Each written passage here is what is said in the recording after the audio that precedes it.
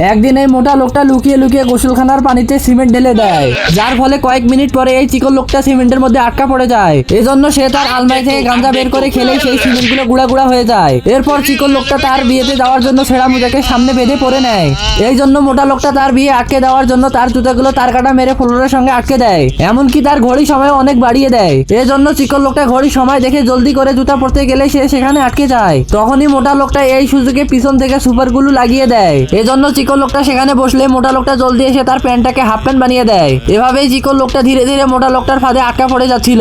এমনকি মোটা লোকটা লুকিয়ে লুকিয়ে তার আয়নাতে ব্রাশ লাগিয়ে দেয়। এজন্য চিকন লোকটা আয়নাতে চেহারা দেখার পর মনে করে তার দাড়িগুলো অনেক বড় হয়ে গিয়েছে। এজন্য সে মেশিন দিয়ে তার দাড়িগুলো কাটতে গেলে মোটা লোকটা খাম্বার উপর উঠে কারেন্টের ভোল্টেজ বাড়িয়ে দেয়, যার কারণে মেশিনের স্পিড বেড়ে যাওয়ার কারণে তার বিয়ের পোশাকগুলো একেবারে নষ্ট হয়ে যায়। তখন তার এই রকম অবস্থা দেখে মোটা লোকটা তাকে নিয়ে মজা করতে শুরু করে দেয়। এজন্য চিকন লোকটা অনেক রেগে তাকে মারতে গেলেই দেখে তার বিয়ের সময় হয়ে গিয়েছে।